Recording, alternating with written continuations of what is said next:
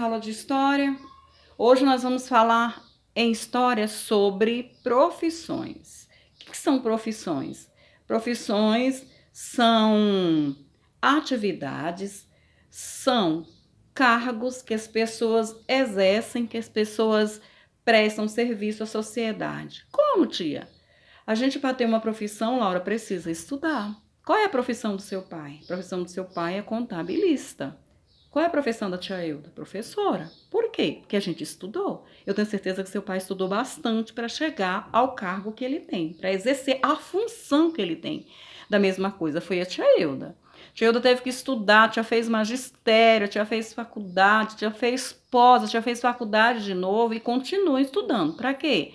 Para que eu possa exercer minha profissão com responsabilidade, de uma maneira correta, de uma maneira certa, que as crianças possam aprender. Não adianta eu ter estudado para não ter, assim, não ter zelo, não saber como trabalhar. Então, a gente tem que ter uma formação para que a gente tenha uma profissão e possa exercer ela com responsabilidade.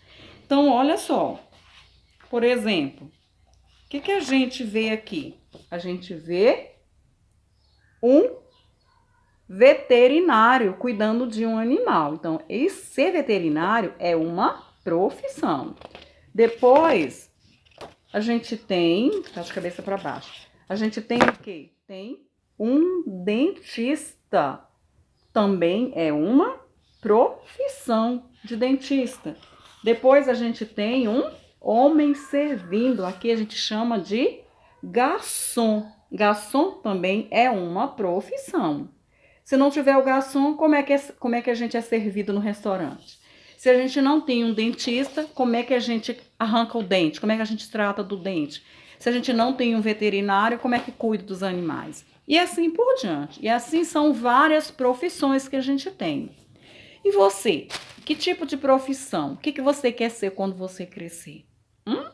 Só que para isso tem que estudar, Laura. Se não estudar, não tem como ter uma profissão definida. Fica fazendo qualquer coisa, sem nenhum direcionamento a uma profissão certa. Então, você vai pegar o caderno de história, vai fazer o cabeçalho neste caderno, com cuidado, com capricho, entendeu?